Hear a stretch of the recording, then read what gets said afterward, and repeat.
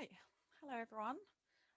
Hopefully, maybe a few more will start entering in a moment, but I understand that this is probably not as quite as exciting as some of our habitat training. So probably my first thing to say is apologies that this won't be quite as glamorous as yesterday's arable fields with Hannah Gibbons, which I know we all really, really enjoyed to those who attended. This is a little bit more of a dry content. It's going to be showing you about the website, data entry, and a little bit about the app. But bear with me. I'm going to try and make it as cheerful as possible.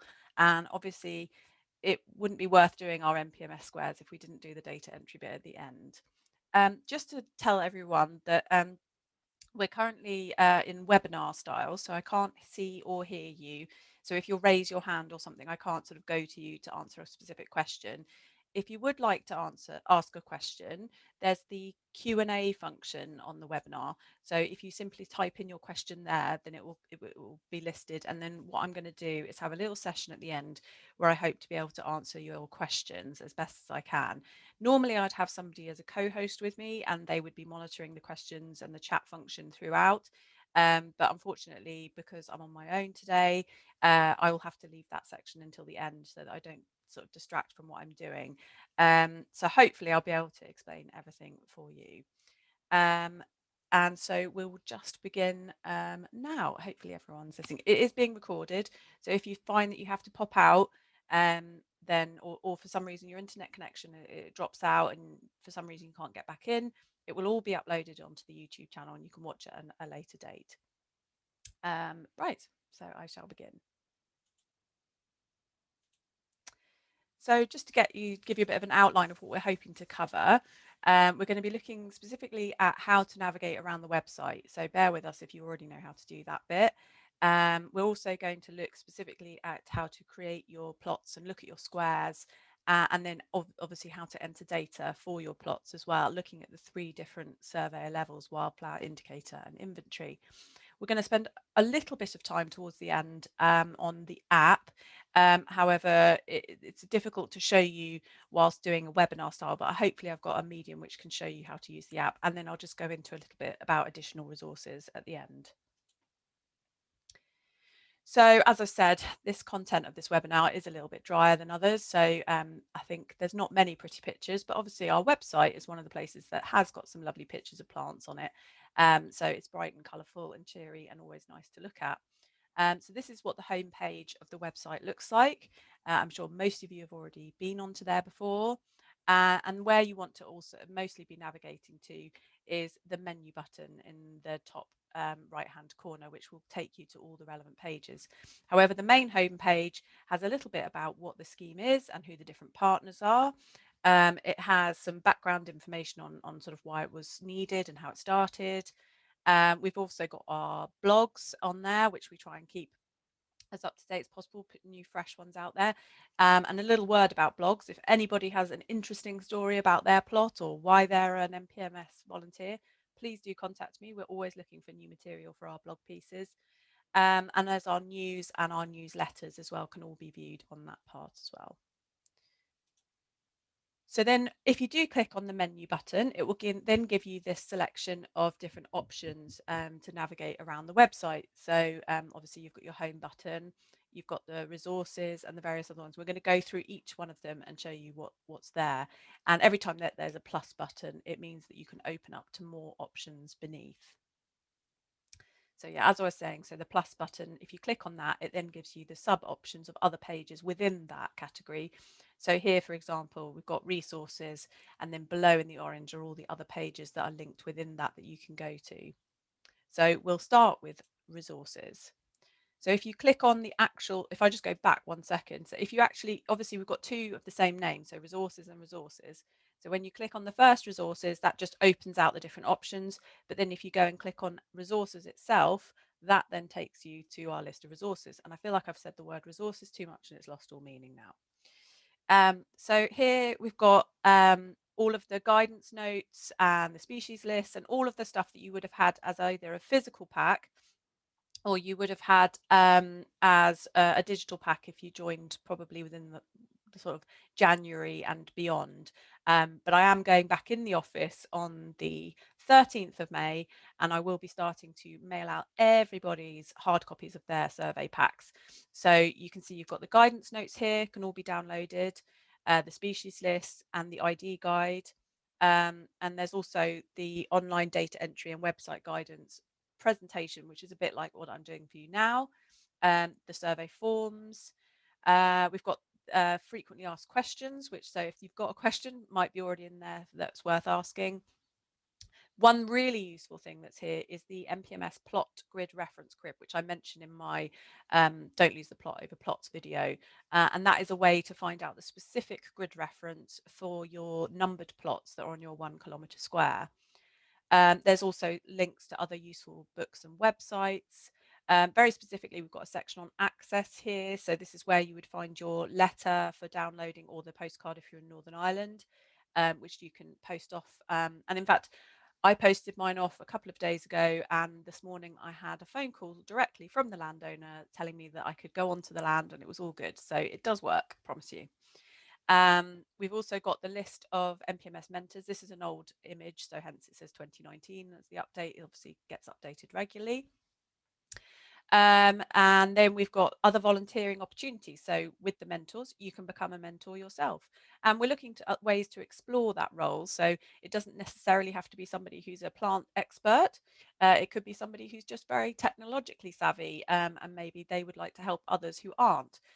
Equally, if you are a bit of a plant expert, perhaps you don't get out in the field as much, then we are potentially looking for mentors who could take on the role of data verification for us, looking at images of plants and data from volunteers and things like that. So that's sort of in the pipeline. And then at the bottom here, we've got links to various habitat and species sort of guides. So there's the Britain's Habitats book. We've got crib sheets and things like that, and other links, which is quite useful. So also, as well as the homepage, you've also got links to those news blog pages within the resources drop down here. So that will just take you to the news and the blog pages. The conservation and research option here is where you'll find all of the scientific documents, or the links to the scientific documents relating to NPMS data. So you'll remember we said something about the indicator that was released as part of the UK Biodiversity Indicator set last year. The full report on that and the documents and all of that will be linked within that page, as well as the report that we did last year called Health of Our Habitats. So all of the information will be there. And then under training and events, so again, if you click on the little plus button, it'll give you the option of the other categories. So online training, that's sort of where we keep all of our previous presentations that were all delivered last year as part of the online training. So you can look through the PDF versions of the presentations themselves that were delivered. We are in the process of updating this so that every time a new presentation is delivered, for example, with yesterday's arable field training, we're now going to be uploading a narrated version of that PowerPoint under that heading.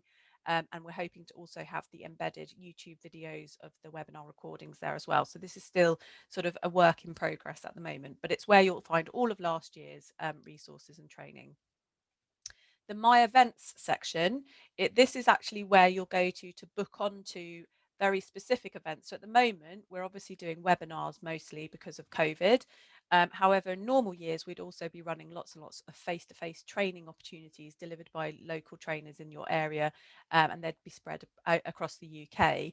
And that My Events is the page that you'd go to book onto those. Currently, if you go onto there, you can book onto one of our data surgeries, which is a one-to-one session with me. You can book onto our virtual volunteer events. And when you've booked onto that, I go in and check the list and see who's booked on, and then I arrange with you individually as to time slots and things like that. But that at the moment, that's only got the data surgeries and the virtual events on that My Events page. The training events page has got the link to the online webinars, which I'm sure you all found because you're here today. And it has the full list of all the webinars that are available to book onto there. So one of the most important ones, obviously, is the one that says create plots and enter data. So as the name suggests, this is pretty much what it does. But you've got the first option there of view squares and create plots, and then you've got the various recording forms, and we're going to go through all of these in more detail as we go along. So one of the other options in the menu is request a square. Now, this is what you would have done if you'd have just registered to the scheme, or you're thinking of registering with the scheme. You register first, and then you go into request a square. And this can sometimes throw up a few queries with people. And we do have a lot of volunteers who are registered but have still not got a square allocated because the ones that they want just aren't available yet, or they're not sure how to do this part. So we'll go into a little bit more about this. So on the request a square page, you have two options. You can enter the number of miles that will be from your postcode. So when you register, you obviously put in your address and it will register your postcode there. So if we put in 10 at this point, it would be 10 miles from my registered postcode that's within there. But equally, you don't have to only do squares that are within a range of your home. You could, for example, if you know that you regularly holiday up into the Highlands of Scotland and you'd quite like to have a square there that you go and visit twice a year every year, then you can return all squares and use the map to navigate to that area and look at the squares that are available there. There is also a YouTube video on all of this bit, watching somebody go through all of these phases under our website guidance playlist on YouTube. So instructions for navigating your way around the map using the icons button in the top right hand corner are provided on the page. So basically you can move the map around to find your area, you can zoom in and out, and you can click on the map to find out relevant locational information, and you can also select a square then for request. So here's the map. So as you can see, we've got the zoom bar here with the plus and the minus. Unfortunately, you can't use the scroller on your mouse like on actual Google Maps. You have to click on the plus or the minus to zoom in and out. If you highlight this sort of crosshairs little symbol up in the corner pointing to all the sort of points of the compass, if you've got that selected, then you can use that to drag your way around the map. But alternatively, you can use these arrows here to navigate around. If you use the square with a question mark here, that's the one that you would click on a square if you wanted to request it. Obviously, if it comes back that it's saying that if it's an orange square, for example, as you can see, those are already allocated. So it wouldn't allow you to request that square. It would only allow you to request the blue ones. And then this little button on the end here is basically your information. So you could click on an area of the square and it would tell you maybe what county that is in, whether maybe it's in a triple SI, all really, really useful information. And in fact, the little plus here in the corner, I think you can see my mouse anyway, that drop down gives you an option of different layers that you can see. So whether that be AONBs or triple SIs, for example. So this is what it would look like if you use that little information pop-up one on an area that obviously had some information for it. So it would say that wherever we've clicked, it's an area of outstanding natural beauty, Cranbourne Chase and West Wiltshire Downs, and it's also triple SI, and it tells you the vice county. So quite a lot of useful information on this part. And this is if you're using the one with the question mark in it, and it's a blue square, and you've clicked on it, and it says, would you like to assign this square to yourself? And you can simply click OK. And it's bear in mind that obviously that if, for example, you go in and have a look and all the squares are actually orange around you and none of them are blue, and you're thinking, oh, well, what's the point in this? Do contact me, because it is often the case that sometimes some of these orange squares have actually been taken up by a volunteer who have perhaps lapsed, let's say, over the last few years. And then when I contact them, they actually turn around and say, due to a change in circumstances, I no longer want to continue with my square. Please do release it for me, which they can do themselves, but I'm happy to do it for them at that point. Then maybe that square is available. So it's quite often when people contact me about a potential square that they'd like, I can then find out more information. And we do have quite a lot of times where the person wants to release that square, and then they have that square that they wanted. So it is worth contacting me for that basis. And then you've got a section that's called My Data.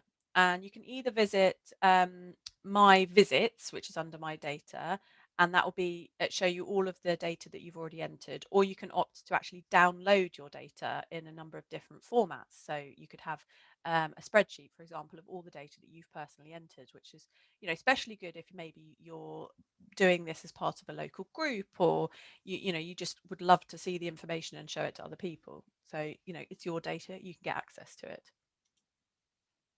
So this is if we've gone under the bit that says My Visits.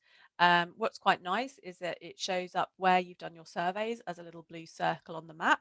Now, this person's obviously been incredibly busy and gone all over the place. Most people would probably just have the one blue spot in the location that their square is, but equally we do have people that have got holiday location squares up in, say, Scotland or something, so they would have a blue dot up there and one down here. It then has the list of the different surveys that you've got underneath, and it tells you which level it was surveyed at and the plot details, and it's also got the choice to edit the information as well. And it tells you whether it was the first survey or the second survey and the date, so quite a lot of useful information. The data download option that was underneath the My Visits, you can basically, it looks quite complicated, but simply you can choose one of these sort of options down at the bottom for the type of file format that it would sort of be downloaded to. Now, most of those, I don't really know what they do, to be honest, but comma separated CSV is one that I use a lot, but it is basically an Excel spreadsheet. If you choose that option and you click download, it will look like an Excel spreadsheet to you, and it'll, when you open it, you can just save it under your own name and on your local files, and that will be there as an Excel spreadsheet. But equally, you can obviously, if you wanted, you've been surveying for since the beginning of the project for 5 years or something, and you wanted to just look at one particular year or one of your squares, for example, then you can filter those out and just have that information. So you can sort of look at those different options. And then down at the bottom, we've got the My Account section. Now, this is quite useful for lots of reasons, but this will hold all the information that's specific to your account. So that'd be your information and your squares. So under your personal information, My Account, this is where it's got your name and your ID. It's where you've got how long you've been a member and obviously all of your address details. And it's really, really important that you keep this up to date, because otherwise any relevant information that we were going to be posting to you, whether that be the email entry that you need to change as well, you need to go in and edit it. Otherwise you won't receive the information because it will be taking it from this. So if you move house, I know this is going to be like the last thing that you think of. Oh, I've got to change my NPMS account. But it's worth just having tucked away in your mind that that's something you might have to do. Equally, the other part is My Squares. So as you can see here, you've got a list of the squares you have. Most people just have one. Some people have more than one. And it'll either say approved in green like it does here because it's your square, you've been surveying it, or it might say awaiting approval, which means that you've put a square request in, but it hasn't been approved by myself yet. And that is simply because I go in once a week and do all of the approvals, send out all the information, and it may be I just haven't done it for that week yet. But if you've got that status going on and it's been longer than 2 weeks, which would be very unusual anyway, then I would say it's worth emailing me to find out what's going on, because this website does sometimes have a few little bugs in it, and I have to contact our website developer to fix a few things. But equally, one of the really important things is you can remove this square from yourself anytime you want to. So if you decide that you are moving house, or that you don't want to be part of the NPMS anymore, go into your account under My Squares and you can simply click remove, and then I will just be sent an email notification that a user has to remove themselves from that square. So yeah, you don't always have to get me to do that if you don't want to. So let's go back to the create plots and enter data, which is obviously a critical part of the scheme. So one of the things you'll need to do first, if you haven't already created your plots, is go with the view squares and create plots option. So this is what it would look like when there are no plots already set up for that square. So it's going to have your square name, but then it's going to have nothing else. It doesn't have any plot information, and it simply has the option to add plot or go in and view your square. But this is how it would look if you logged in and you've already created plots for that square. So it's going to have the plot numbers and details on whether they're a linear plot or a square plot underneath, and it's going to have whether it's your plot. I'll go into that a little bit more detail, and you can go in and view the details of that plot and maybe add additional sketches and look at the information for there. So if you've recently been allocated a square, excuse me, it is worth checking out this page about your square early on, because you can explore your square and decide on your plots. And it's basically possible that there may already be plots set up for that square by the previous surveyor. So as I mentioned, sometimes people release squares and somebody else takes them on. So basically, if it says my plot and then it says no, that means it's not a plot that you've created. It's a historic plot, something that somebody else has created. But we do ask, if that's the case, it would be better to continue with those plots if they're viable. Now, when I say if they're viable, it means that you've gone and done your square recce and the plot is fine. You can still access it. There's no safety concerns. It's still sort of NPMS habitat, hasn't been built on, etc. Anything like that. You want to make sure that it's safe as well, above all else. And then try and stick with those plots. And it basically means that somebody's already done the hard work for you. You don't need to go in and record any of it and set up the plots because they've already done it.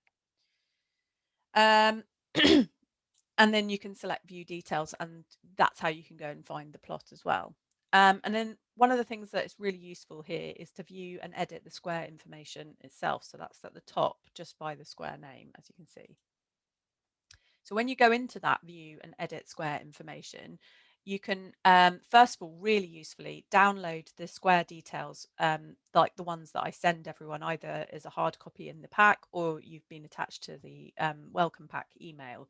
And that's where you can go back in and find it. So if for some reason you've lost it or you can't find it, this is where you can go in and download it again. It's also where you can enter access and landowner information. And again, equally, if somebody has already done this for you, then that saves quite a bit, doesn't it? So it is worth doing. If you've gone to the effort of sending out a letter, finding out who owns it, or not even sending a letter, you found out it's owned by the local council, it's worth writing that information in here, because then you're saving that for anybody else later in the future.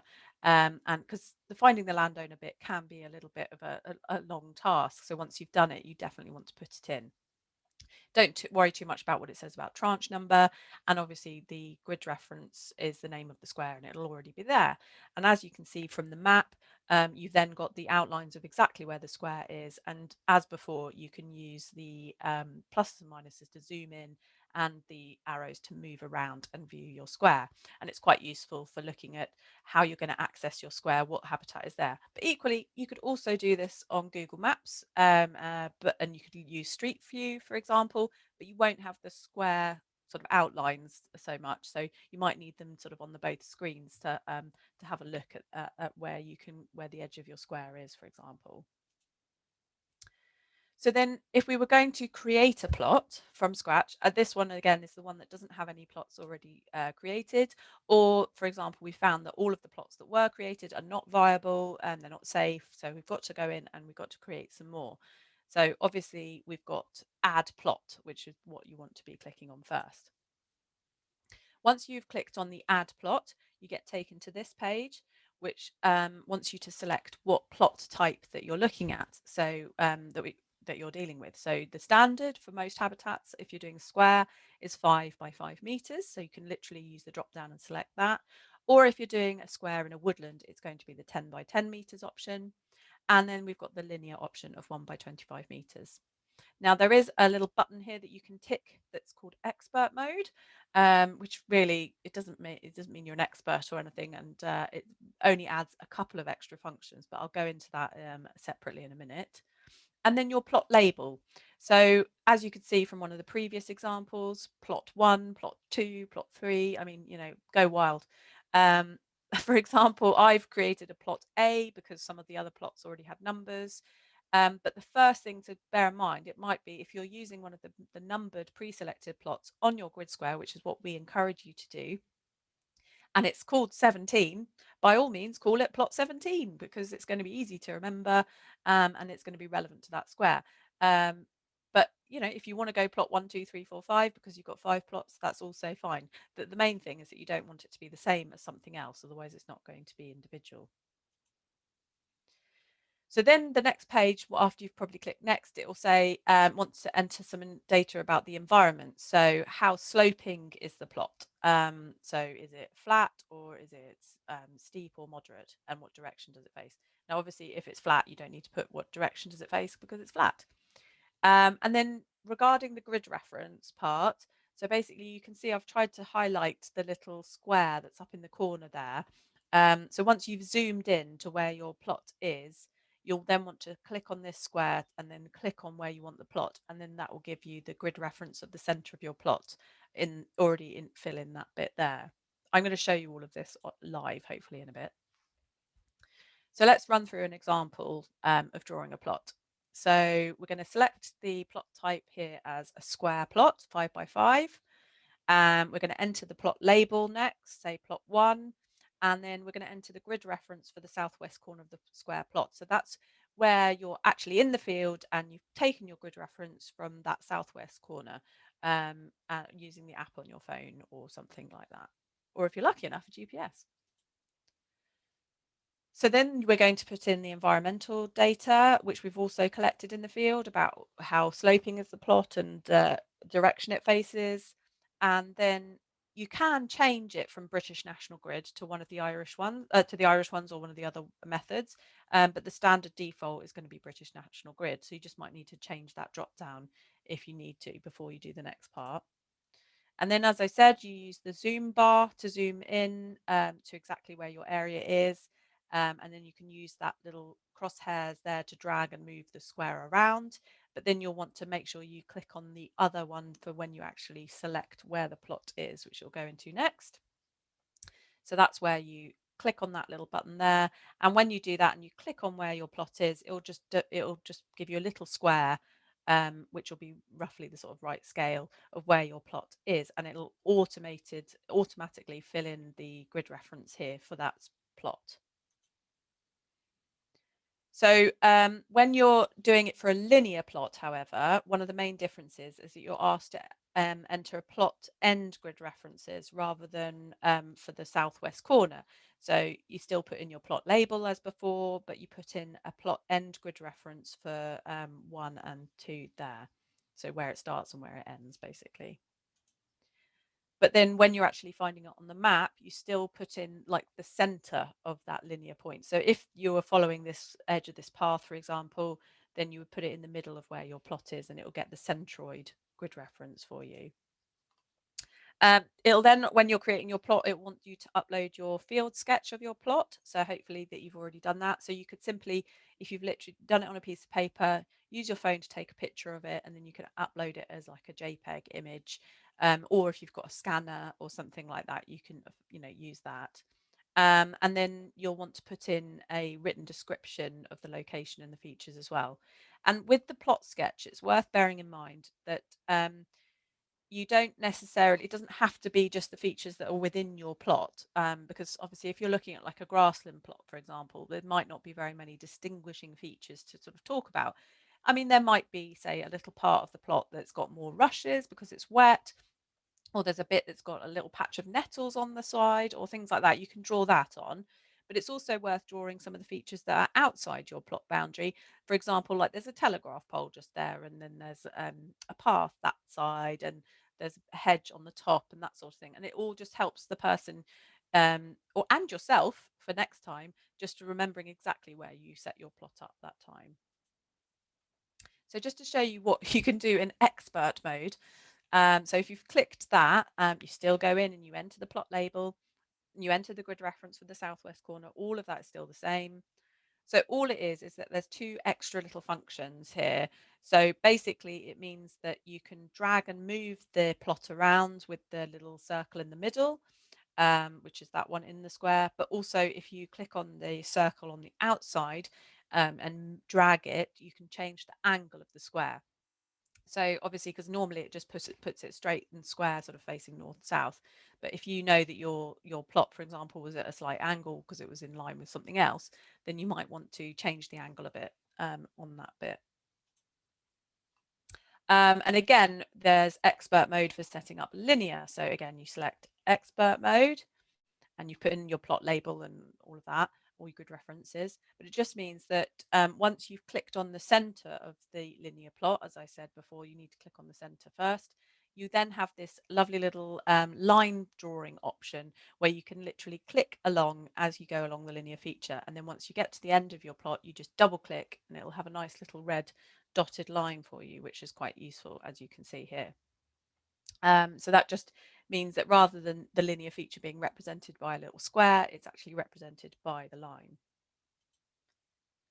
So then now we've done our surveys and we're all ready to go. And it might be that you want to do your first survey and then enter the data for it and then do it the whole process again separately rather than waiting until you've done both surveys and sitting there and doing all of the data at once. But it's totally up to you. And for doing the actual entering of the data, you want to go again into create plots and enter data because it says what it says. And you want to choose which skill level that you're recording at as to which form you're going to be using. So you can see the three choices are there: wildflower, indicator, or inventory. So we're going to start off by showing you how to do it at the wildflower level. So basically this is what it would look like when you've not actually had any data entered before. It's going to give you a little bit of information and this is what it would look like, and it obviously says no information available at the bottom, and it's got the drop down for the square and the year, but even then that's for filtering out the information. It's not going to provide you with anything if you haven't entered any data already. So the really important thing is the add new sample at the bottom. Yes, so this is just to show you what it would look like if you had previously entered data. So say this is a square you took on a couple of years ago and you've already entered some data, then it's going to show you the list of all the data you previously entered under wildflower level here. But either way, you're going to want to click new, add new sample because it's the data from this year. So then you're going to want to select the square. Now, the reason it gets you to do that, because it seems a bit silly, but some people do have more than one square. So you're going to want to make sure that you're choosing the right square that you're entering the data for.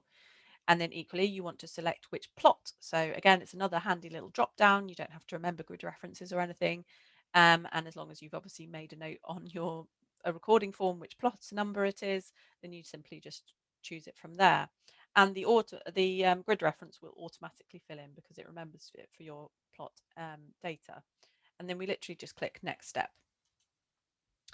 Then this takes us to the form, and it's very much the same sort of form that you would have been filling in the field, the recording forms. It asks you all the same questions. So it just simply going through that process that you've already got written down. So you're going to put in your date, you're going to select your habitat type, which once you select the first habitat type for broad scale, it will then come up with another box to select the fine habitat scale. But you don't have to put in fine habitat if you don't know what it is. It's just asking to prompt you if you do know what it is that ideally we'd like to know. So again, just to sort of use an example, so your habitat type might say, we'll use the training example from next week with the broadleaf woodland. So it might say broadleaf woodland, but you know that it's actually dry deciduous woodland rather than a wet woodland or a hedgerow. So then your fine habitat is going to say dry deciduous woodland. And then you're going to want to select one of the management or one or more of the management options. So, we've got pretty much all of the ones that you could imagine that are there that you could select. And if there's one that isn't there, you can write it in the box saying other at the bottom.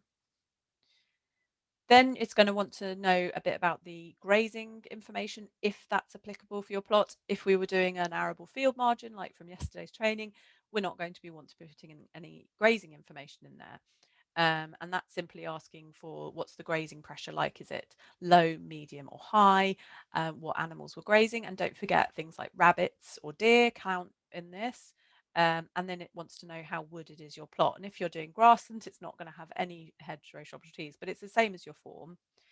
And then you've got your vegetation heights. So it simply wants to know, using the code up the top here, where 0 is 0, where less than 1 to a third is 1, between the third and 2/3 is 2, all of that sort of thing. It just wants to know for all those different height categories. So for what's under 10 centimeters, what's between 11 and 30 centimeters, etc., etc. And you just put in the information.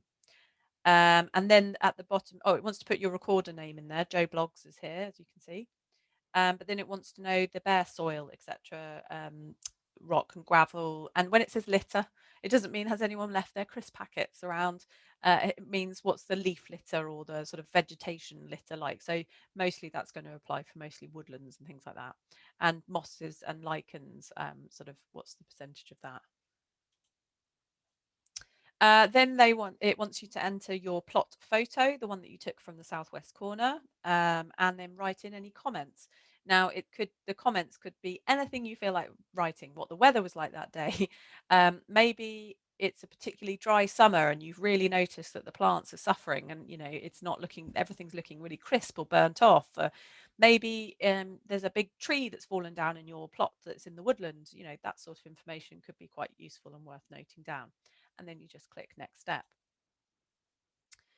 So on the next page, you'll find the list of indicator species, and you want to work down this list and simply put in your domain scale next to the species that's relevant. Unfortunately, which is something I've fed back about, is that the list for wildflower, it is ordered alphabetically, but based on the scientific name, which I don't think is personally terribly useful, because if you're at wildflower level, you're almost certainly not going to be doing it on the basis of Latin name. Even myself, I very rarely use Latin names. I find I can hardly say half of them, let alone remember what they are.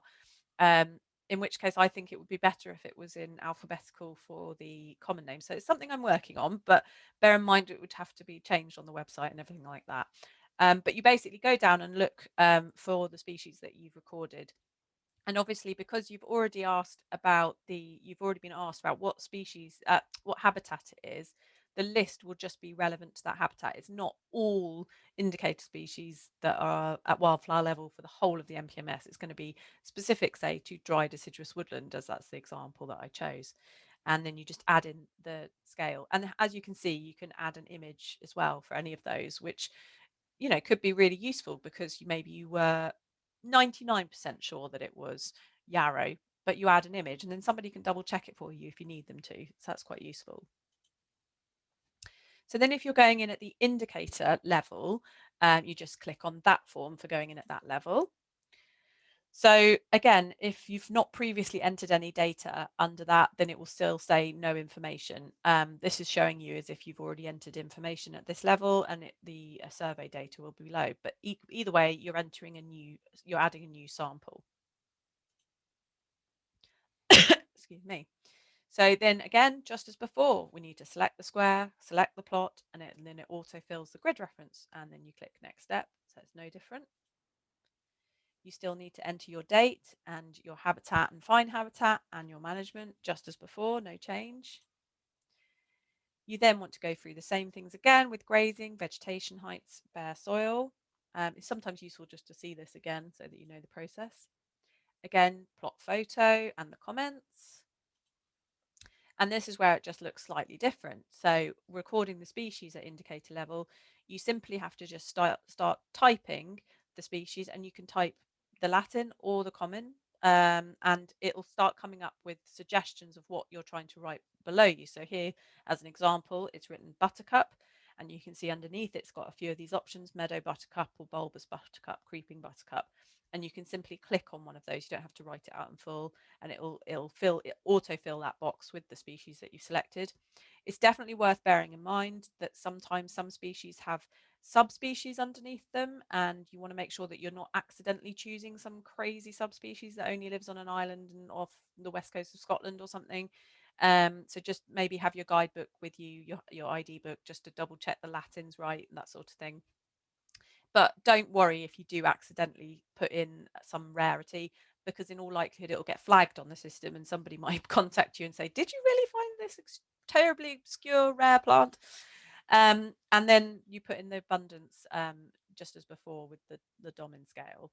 And then you just click submit after you've done all of your species, not after just one. Otherwise, it'll only enter one species for that survey. So you go through all of the species and then you click submit.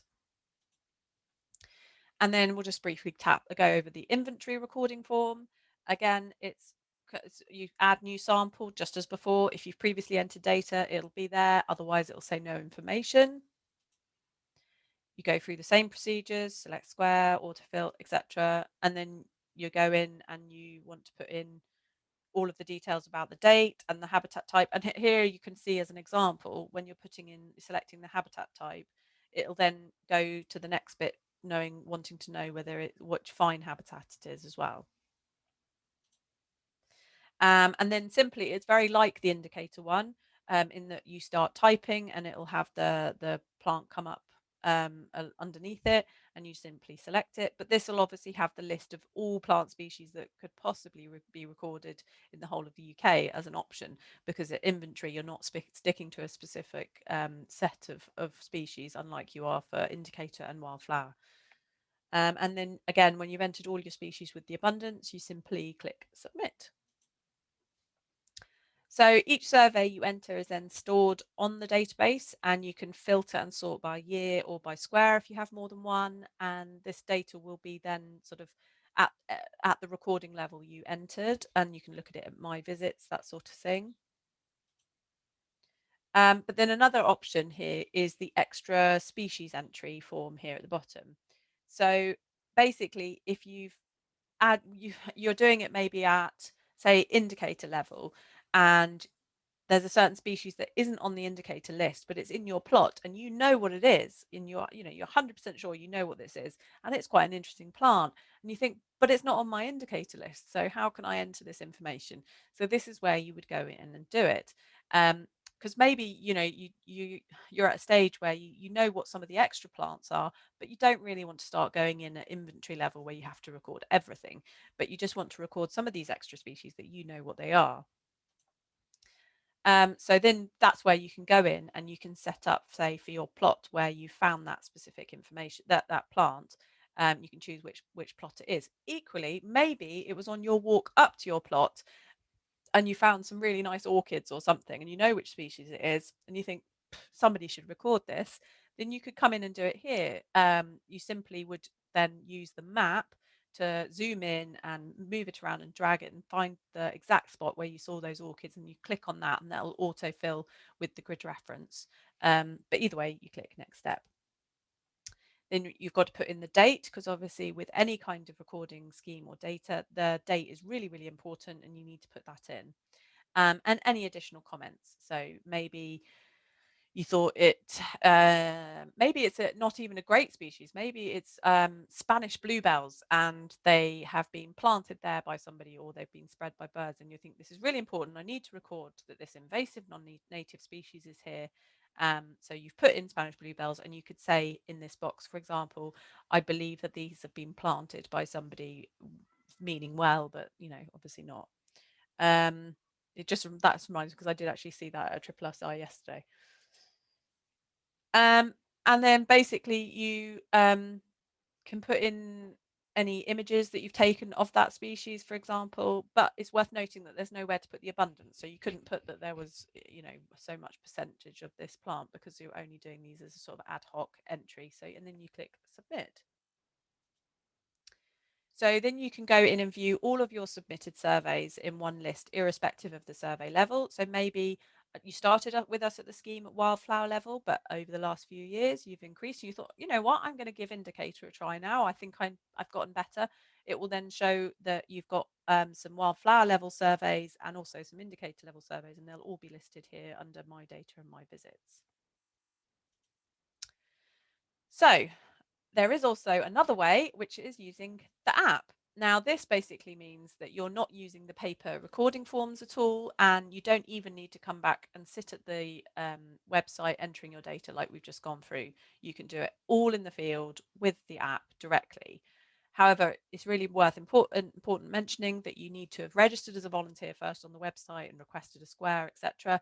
And you'll have need to set up your plots first on the website before you can start using the app. Otherwise, it just doesn't have that information because it's linked to the database.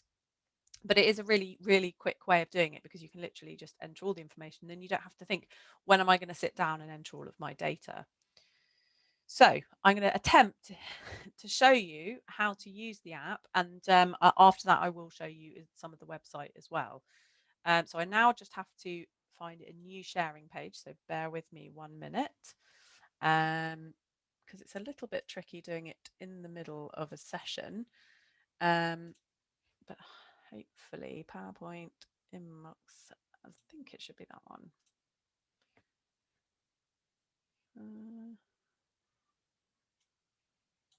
Let's see. I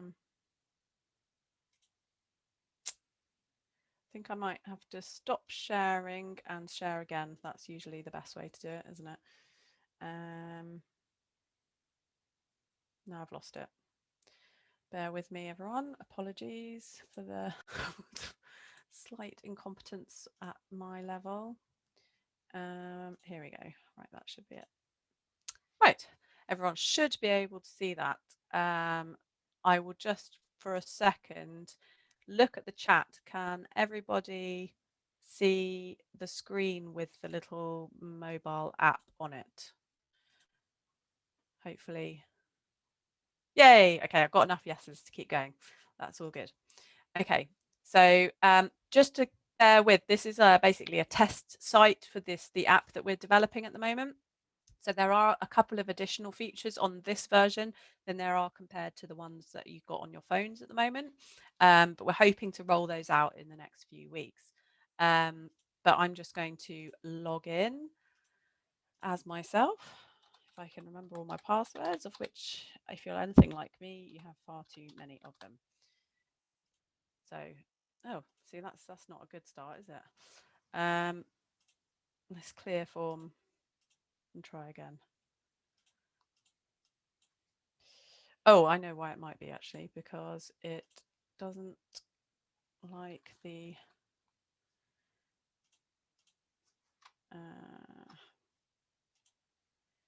right, this is highly embarrassing that it's not working, but there you go, we're going to try it again.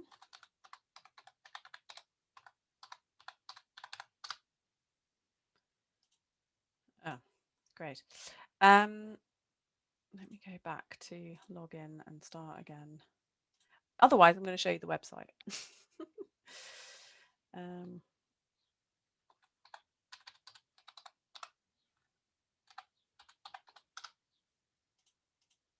Okay, right, I'm going to pause this for a second because that's being very temperamental, and I will give it a minute. It's because it's a training one that it makes it slightly difficult. Bear with me. Right, I'm going to show you the website at the moment because I think that's going to be useful. So, right, for now, we'll look at the website. So apologies for all of you. Right, so here's the website. I have not logged in, so I'm going to log in, and it's already remembered my password, and I just have to do this funny little diagram that's always interesting. It's just make sure you're not a robot, basically. So I'm logged in, and this is logged in as myself rather than as admin. And so you can see this is the main page. What I'm going to do now is go in. I'm not going to go in and show you where all the resources and stuff are, but I'm going to go in and show you about creating plots and entering data. So if we want to go to view squares and create plots, initially it says no information available. It can make you all panic, but actually it's just taking a bit of time to think it through. So here you go, here's my square. Let's go in and view and edit the square. Well, no, we don't need to edit the square information, but we want to view the square information. So literally, so here's where I said you can download the PDF of your square. This is where the access and landowner information is, and I'm going to be updating this later, but I didn't think it was appropriate to put the landowner details for everyone to see at the moment. And here's my square, so as you can see. Now what's really useful is at the bottom here, it's telling me that 73% of my square is actually part of the SSI, yay! Which is really useful for landowner information actually, because it tells me that probably I need to go to Natural England, who manage our SSIs. And it's also telling me which vice county it's in, so that's all very useful. Just monitoring the chat. Can you add the fine habitat later? Yes, I think you can go in and amend that actually. I think when you go into your survey information to edit, then you can go in and change that. I'll go back to questions properly though in a minute. So if I want to go, and as you can see here, it says my plot, and it says no for most of these because I actually share this square, and I didn't create these plots. However, I did create plot A as a bit of an experimental one, but it's probably going to be one that I do in the field because I know it's near a public footpath.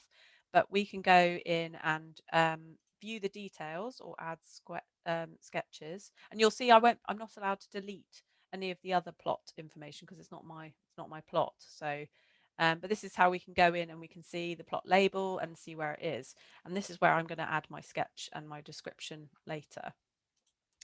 But if I wanted to actually go in and edit the plot, then we would go in through edit. Sometimes it takes a bit of time to think what it's doing. And this is basically just like when you're creating the plot, you can move the square around and things like that. And again, I can add information here. What I might do here is show you how to create a square plot and how to create a linear plot at this point. So we would want to, if we're creating a brand new plot, I would want to use add plot. As we were showing before, I wanted to select which plot type. So we're going to go 5 by 5 because it's most habitats. I'm going to go in expert mode there. No particular reason, doesn't really make a huge amount of difference. So my plot label, so I'm going to go plot B.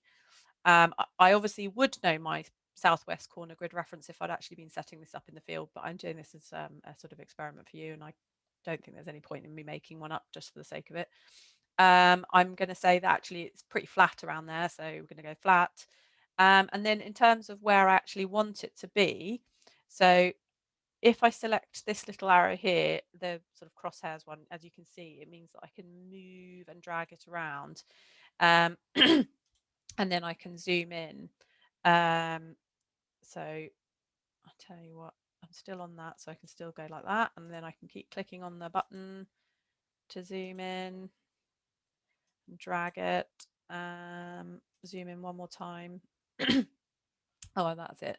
And then I want to make sure that I use this little plot selecting tool, and I'm going to say that it's right in the center here. And oh, there you go. As you can see, it's already auto-filled the grid reference, and I've got the two little circles because I'm on expert mode, which means if I click on the middle circle, I can move it around to where I want it to be. So for example, I've got my plot sketch next to me, and I know, I don't know, that it was much closer to this hedge line here, for example, and I can use this other square to move the angle of it, so I know that it was, I made it sure it was parallel with the hedge so that I could reposition it later. And this is where I'd add my plot sketch and my description, for example, and then I simply click submit. Now it doesn't matter if you haven't finished it, you can go in and edit it later, but now you can see that plot B is down at the bottom here, which is really useful and useful. Now, if I wanted to add a linear plot, I would simply go in here and I'm going to be selecting linear. I'm going to go into expert mode, but again, you don't need to do that. I would put in my, so we're going to call it plot C. I'd put in my starting grid reference and my ending grid reference, which you would have taken in the field, and all this information here. But similarly, I can use this to move around. Let's zoom right in. I'm going to just say that I'm going to do, what should I do? I'll go and do the hedge over here. So just zoom one more time. But as you can see, you've got these two tools now, but you still want to select, so the middle point, which I would say is about there. So it's made a marker for me, but I want to actually draw in the exact linear point. So I simply click it in, follow the line of the hedge, past my middle point to here, and then double click, and that's my plot created. Again, I can add my sketch and everything, and I just submit, and it will be there. So it's down at the bottom. Equally, I can go in and delete them later, which is what probably I'll do because I haven't actually created them. And now if I was, say, coming back from my survey and I wanted to enter my data, I would simply go back to here, and I'm going to be doing it at wildflower level. So I would click on the wildflower level recording form. Obviously, somebody's already surveyed that. This is the lady I share with. These are the plots at those levels, so that's why this is all here. But I want to add a new sample, so that's why I click at the bottom. So here it's asking me which square is it. So I'm going to put this one, and it's asking me now about the plot. So as you can see, I can only add data for my plots that I created myself here. So I'm going to put in data for the linear plot, which was the hedgerow. And as you can see, as soon as I click it, it takes me straight through to here, as you can see it. So next step. So I'm going to just put today's date in. Habitat type, so we are broadleaf woodland, hedges and scrub, and as you can see, as soon as I've selected the broad habitat, it gives me the option to choose which fine habitat it is. So it's going to be a hedgerow of native species. In terms of management, I'll say that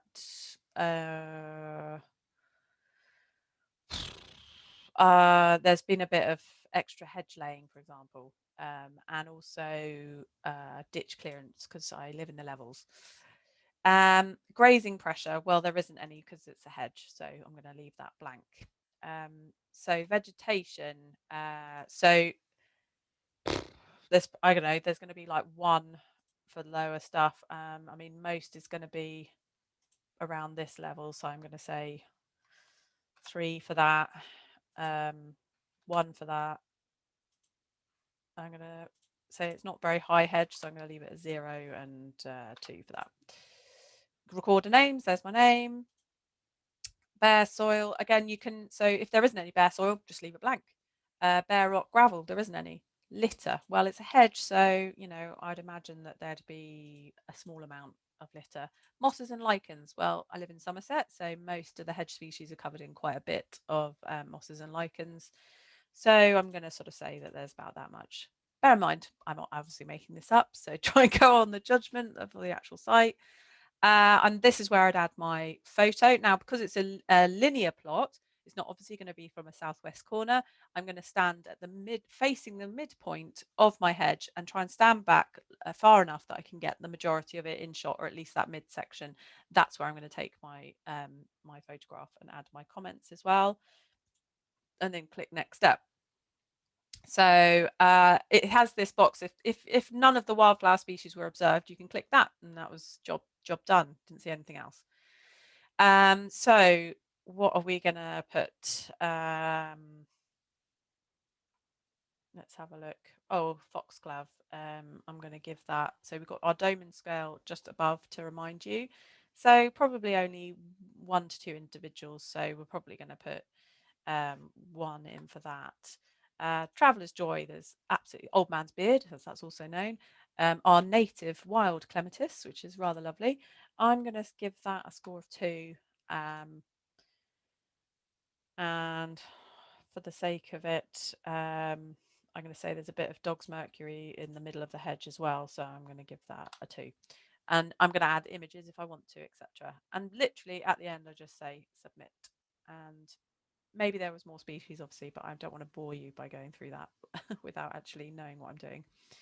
And basically, as you can see now, it's giving you the list of all species surveys that have been done.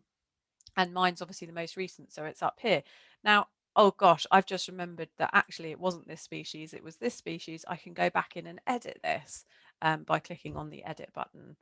So I can literally come back in and I can go through all of the steps and edit whatever I need to. And that's basically how you do it. Now, I would say talk amongst yourselves, but obviously that's not terribly relevant. I'm going to see if I can sign back into this app because it's annoying me a little bit that I can't, and it might be because I raised a few issues with it yesterday with our app developer, and perhaps he fixed what I needed him to fix, but ultimately also made it so that I couldn't now use it at all, which is what it looks like. I wonder if I can create a new account. That might let's try that.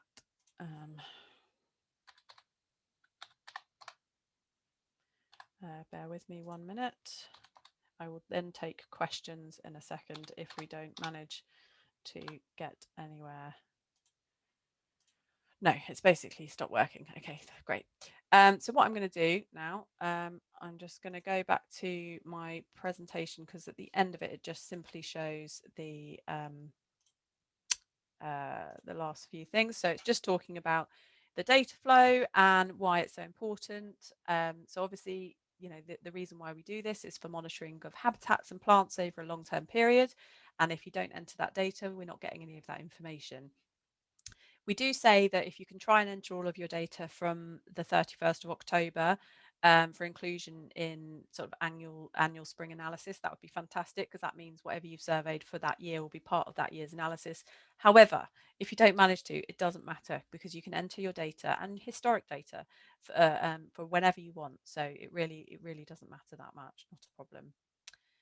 Ways to find support. So there's the data surgery bookings. So that can be for anything to do with the data entry thing. So for example, if you really are keen on using the app and I have not managed to show you how to use it because the silly thing isn't working, book into one of our data surgeries and we can go through it together. Because I've got it on my phone, you've probably got it on your phone, and we can work out how to use the app together. It is actually really simple, the app. So it's a real shame I haven't been able to show that to you. Equally, you can contact me by email and I'll try and get back to you within a few days. Or there's the phone number as well. There are also the YouTube channel, which has loads of the data entry support for that. And I will be updating stuff as we go along. And then there's more of these sessions as the season goes along. Right, now I'm going to stop sharing and now I'm going to try and do some questions. So bear with me while I read them out. So if there is an area away from your home area where you may not know the landowner's location, how do you find that out? So that's a very good question. So if you're wanting to find out landowner information, Google Maps is probably the first port of call because it has addresses and it has farms and businesses and things like that on it. And that can be quite useful. However, for my square recently, I used Land Registry, but I didn't pay to use it, as in I didn't pay the sort of subscription for the title. I could literally just zoom into the area really close. It wants you to practically have your nose to the ground before you're allowed to ask who owns it. So you sort of have to make sure you position your cursor right in the middle and then zoom right in and click on it, and it gives you the address. No sort of Mr. and Mrs. details. It just gives you the address for who owns that land. So that's really useful. And then if you did want to pay, then I mean, we don't. It's £3 per title, but we're not expecting volunteers to take the brunt of that cost. Come back to us and we can find it out. But it's also worth contacting the local council, parish council, and as you saw when I was on the showing you the slides before, things like whether it's a triple SI or a national park or something will be already on our system, so you can use that to find out for looking at your square. So hopefully I've managed to answer that, but equally if you're having any problems, let us know. And I know some people come across sites that are in MOD land, for example, and then they get really worried that they can't access it, but we actually have a great relationship with the MOD and we have specific access officers that we can contact for you, and there are usually local groups that work with the MOD that can then take you in. Right, so probably a silly question. I'm sure it's not. So the plots on chalk, I initially assumed that I only need the list of plants on calcareous grassland, but as the monad also includes a hedgerow and a field margin, I suppose I also need the separate plants list for those habitats. So the list that obviously was emailed to you or that you have a hard copy of has all of the species lists for it. But it depends. So ideally your plot, which rather than the monad, your individual plot that is on the chalk grassland part, then obviously you'll only need your chalk grassland list for that one. Dry calcareous grassland, sorry. And then whereas if you're setting up a plot for the hedgerow, then you'll need the list for that. So yeah, I mean, essentially we try and get you to do those 5 plots in 5 different habitats, which is great, but it means you're going to need 5 different lists. So it depends really how you want to do that. When you get the hard copy of the species list, it's just an A4 booklet that's relatively thin, so you can quite easily take that out into the field with you. equally, if you're using the app, it's all on there as well. Oh, and she said I've effectively answered it. Oh well, I didn't read that bit first. Is there another way that other members of my survey group can access or view our data? Now, that's a good question. I mean, obviously you can give them your login details and they can go in and see it, but I think possibly the best way to do that is to go in and download the data as the Excel spreadsheet, as I said, and then you can literally email around that data. That's probably what I would do in that situation. So if you need any specific help with that, do let me know. But if you go into my visits, then your data's under there and you can download it, data download. Is there an option for creating a rock outcrop plot? Yes, there is. It's very specific, and it's not something I know terribly a lot about. But if you want to email me about that specifically, then I can email our science chaps that came up with the methodology and get some specific help if you need it. But yes, you can do that. Is there a time limit for doing the spring visit? No. So in terms of when you do the surveys, we just say late spring, early summer is the first one, and then late summer for the other one. And obviously that's very ambiguous, but it's when suits you. If you've got a plot, lots of woodland plots, for example, then you're probably going to want to get out in the next few weeks, sort of maybe by the end of May, because that's when the woodlands have got the most species in flower. But equally, if you've got grasslands, then late May, early June is going to be fine for that. So there's no deadline at all. All we're asking is that you try and do 2 visits per season, and that's all we want, really. How can I explain a bit more how you work out the percentage of plants that make up 1, 2, or 3? I can understand if you have 1, 5 plants, you record 1 or 5, but I find it difficult to understand you work out the percentage. So it can be a bit difficult, the Domin scale.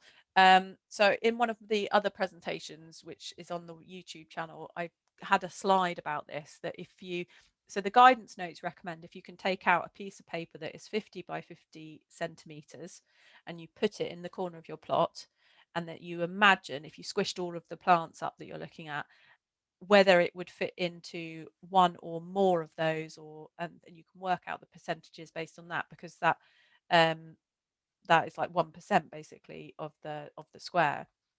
Otherwise, it's just something that you kind of get used to over time. In your mind, you kind of imagine all the plants squished up in one corner and how much space is that going to take up. You know, look at your plot and divide it literally in half and say, right, well, that's 2 50%, isn't it? So now if I divide that up, is it going to fill up half of that half space? So is that going to be 25%? And it's very much just a sort of estimation. But each of the scales is given a bit of a variability. So if you don't get it 100%, it's within a range, and it's something you'll just get better at as well. And the height of the vegetation, again, I mean, if you are not confident, by all means take out a ruler or something that you can actually measure the height with, and literally see how far it comes up to. But otherwise it's just a kind of visual thing. Most people can visualize a meter, and that's 100 centimeters. So then you just sort of imagine, well, where's the vegetation coming up to on that point? Take out a stick that is a meter long and you can measure it up against it. But it all just comes with time and experience. But do not stress if you feel like you're underestimating or overestimating. The fact that you're putting this information down in a tool is really useful, and it's the change over time. So if you're taking on this plot and you're planning on having it for the next 5 years, then even if you are over or underestimating, that change is still going to be recorded because it's based on your estimates. Part of my plot is on a nature reserve and it may be closed at the moment. Is it better not to survey here? If it is open, it will probably have more species than the rest of the square. So when you say part of your plot is on the nature reserve, I assume you mean your square, in which case we're always telling people to try and use the numbered plots locations that are already on your 1 kilometre square as the first port of call. If you cannot choose any of those for any reason, then we do tell people, don't try and pick the most amazing places like the nature reserve. However, if the nature reserve has NPMS habitat in it, and actually there's not very much of the habitat in the rest of the square, then by default you're going to be pushed towards setting up a plot in the nature reserve because it's got NPMS habitat. And NPMS habitat, really loosely speaking, is looking at semi-natural habitats. So it's ones that are almost priority species. So we're looking at good quality grasslands, we're looking at native broadleaf woodlands or native pine wood, we're looking at coastal, that sort of thing. So really, I mean, try not to use your site selection bias. So try not to be choosing where you put them, but go by the numbers first. And then if you are having to choose it, say, right, well, is this NPMS habitat? And if I'm going to choose somewhere within this, am I going to choose somewhere that most represents the rest of it? So it's not the bit that's got the really, really rare orchids in that far corner, because actually they're not anywhere else. It's where is it that looks like the rest of it? And that's the best way to do it. It's all called Protocol A, basically. What's the best way to find out the grid reference of where you are standing? So this is where, if you have a smartphone, it's going to be really useful, because there are a lot of grid reference finding apps. Grid reference finder, for example, if you just type that into your app store, you can download a free app, and it will literally, you can change the settings to give you a 10-figure grid reference, and as you're standing there, it will populate it and show you a 10-figure grid reference of where you are standing. Another way is, which is something I haven't used myself, but other people have, is called What Three Words. So if you maybe go and investigate that, that gives you 3 words that represents a good reference. And if you want, you can put in those 3 words into your survey map, and then we can work out what the actual grid reference is later. But that will give you a pretty accurate grid reference for where you're standing. If, however, you don't have a smartphone, then it is going to be a little bit more difficult. And what you might have to do is, using the grid reference crib sheet and maybe an OS map, then you're going to need to sort of almost overlay it, and really old school, like going back to Brownie's guides, all of that, where you're looking along the bottom and you're going up, and you're looking along the side and you're coming along, and you're trying to get as accurate as grid reference as you can. But otherwise, I mean, say you're standing in a field and you know that you're really close to an oak tree, you can then look on the website afterwards, zoom in to where you were standing, and click on, and you're like, oh, I'm pretty sure that's exactly where I was standing. And you can click on that, and that will give you the grid reference, because you can remember where you are. So land features are going to be really useful to make notes of as well. Hopefully I've answered your question on that one. So I think I've done all those questions. So let me just double check in the chat next. I'm going to start up from earlier on, which may mean that maybe some stuff's been answered. Oh, yeah. So it is being recorded as we speak. Somebody's asking about that. So it's going to be then put up on our YouTube channel, which, if you type into YouTube NPMS support, because believe it or not, there was already one called NPMS, but not related to this. And that's where our YouTube channel is. And we have an actual playlist called webinar recordings that you can go to and watch all of this back, and watch me fluffing up the bit where I'm supposed to be showing you how to use the app. That's that question I've already done about the chalk. So somebody just wants to understand correctly. She joined a month ago but didn't receive her guide package. So hopefully you received the digital version, which you should have received. However, it's really worth reminding everyone that if you've registered as an NPMS volunteer, but you haven't yet requested a square, you won't have received anything yet. So if you're just registered as a volunteer, but you haven't actually requested a square to survey, then you're kind of just on the system waiting, really. So until you start adopting a square, then you won't receive the pack.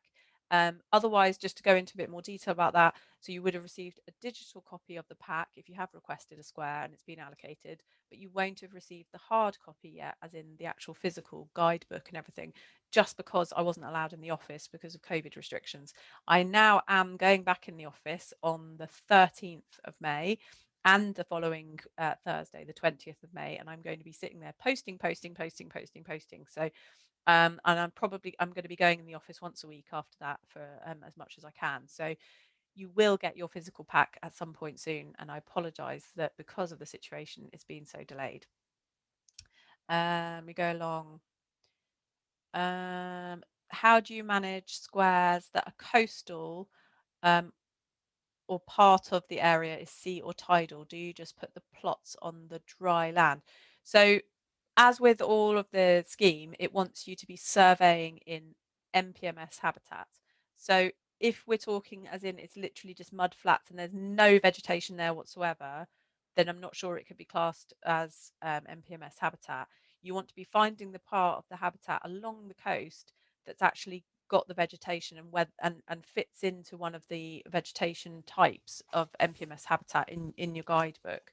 So if we look under um, the coastal section, it's giving you options of, is it coastal salt marsh, which is an area of vegetation inundated by the sea at high tide, so that could be that, and it's usually dominated by grasses and rushes, and it gives you some example of species. And it said you should record the plots on the higher vegetated areas, so avoiding the low pioneer communities, which means like the plants that are sort of opportunists that come in first, establish themselves, but then as soon as other vegetation comes in, they get out competed quite quickly and disappear. And it does say be particularly careful of tides and channels when surveying, obviously, so don't hurt yourself. Obviously, sand dunes, fairly self-explanatory. The sand dunes, coastal vegetated shingle, so that's a shingle beach that's got vegetation growing within it, sort of sea kale and curl dock and things like that. And then we've got maritime cliff tops and slopes. So I would say what you're saying sounds more like we're looking at the coastal salt marshes area. So you need to be checking that it fits in with that. And if it doesn't, then maybe it's not the correct place to set up your plot.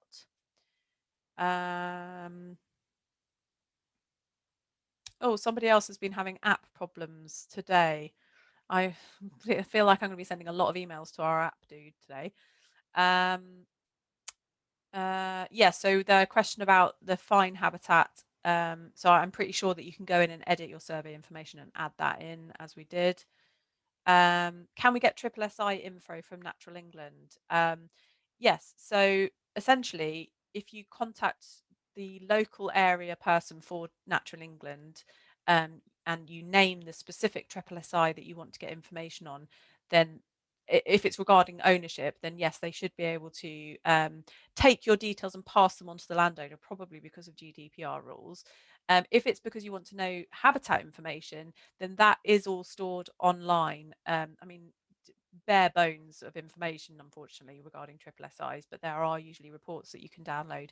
So sometimes if you simply type in the name of the triple SI or the area that you're looking at. Can you move the little red square to the southwest corner permission to get the map reference rather than doing it in the field? So if I moved, so the problem is that that little red square that I was using on the website gives you the central grid reference for that plot. And obviously, sort of 5 by 5 meters is quite small when you're looking at it from aerial photography terms. So you can't, and because it won't allow you to zoom in any more than that, to get that specific southwest corner would be a little bit difficult. However, using another maybe sort of not an app, but another sort of site on your browser where you're allowed to zoom in and get a grid reference from closer, then you might be able to have them concurrently looking at them and get zoom right into where you think the southwest corner is, and you could do it like that.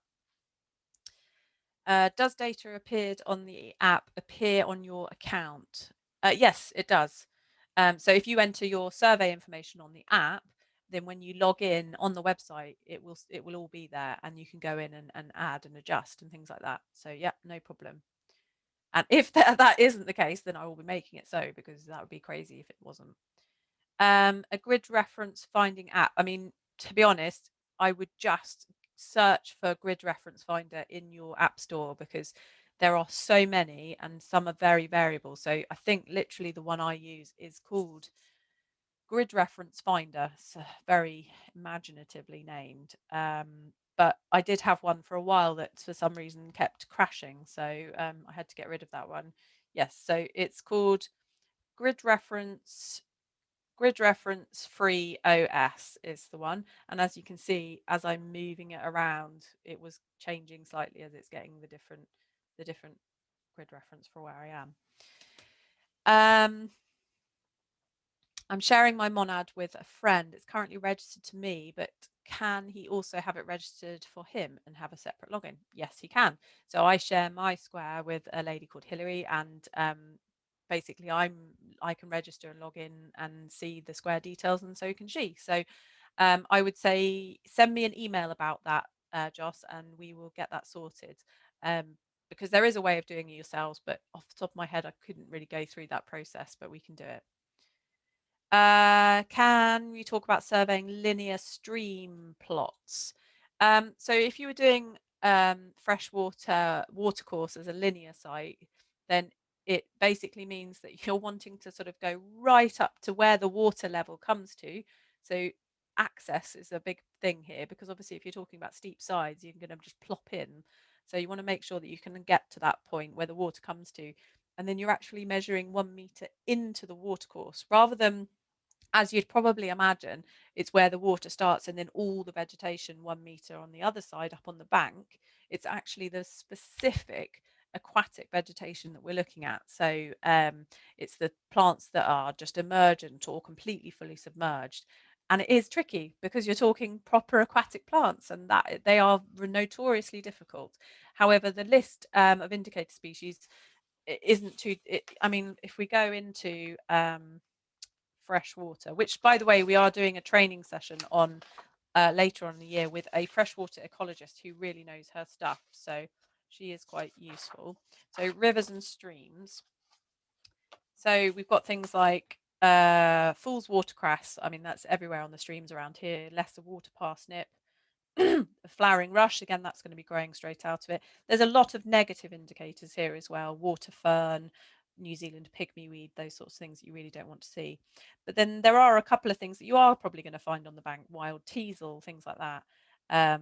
Marsh bedstraw, reed sweetgrass, they're on the edge points as well. So but the majority of things, if we look, water crowsfoot, water dock, water lily, watercress, water mint, will be growing right in the water. So yeah.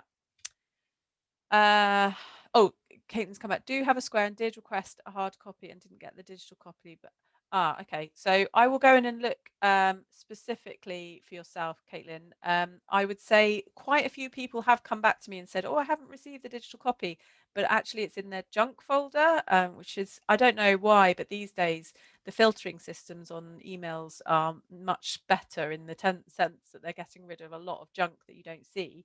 But as a result, quite a lot of stuff that you actually want to see goes in there. So you have to check them quite regularly. And quite a few people did find that their digital packs that I'd sent had ended up in there. But I am making a specific note of your name, and I will go in and check. But I'm almost certain that I would have sent it to you and it's just gone in there. Plots have already been set up in my Square, but they don't seem to be located on the small squares on my PDF plan. Should I stick with them or change them? So if they've already been set up and there's already data for those plots, I would say stick with them. And hopefully they've put in maybe a plot sketch and there's a specific grid reference that help you personally relocate them. But yeah, basically, if there's already data being recorded for them, stick with those plots, even though they're not the numbered ones. If, however, they've been set up and then nobody's actually done any surveying for them at that point, and you think that actually it would be better if I'm going to stick with the methodology and go with the numbered ones, then do that. Set up your own by all means. So it's a bit of a judgment call there, really, of what you'd like to do. Maybe do a mix. Maybe do some that they've set up and some of your own. It's completely up to you. Right. So there is data there, so I'll stick with those. Brilliant. Excellent. Right. So apologies again that the app didn't work. I'm going to probably do a little bit of filming on using the app anyway, because we really want people to be downloading that and using it, because it is just such an easy way of making sure the data comes back in. So apologies for that. But thank you for everyone for listening. And if you want to catch up on any of this, it's all going to be on the YouTube channel. But yeah, I hope you have a great day. Oh, there is another person. Can anyone come with me? MOD site, or would that mean extra permission or be a hindrance? Just one last question from Helen. So basically, I think it depends. When you speak to the person who's the MOD connection that I sent you, it might be that one of the local groups can come with me, or if you want your partner to come with you, I think they just mean that they have to sit through the boring training videos with you, which, sign the dotted line and all that. So it should be fine, but you can ask them that question. But yeah, okay, great. Have a great Friday and a great weekend, everyone, and I'll see you soon. All right, bye.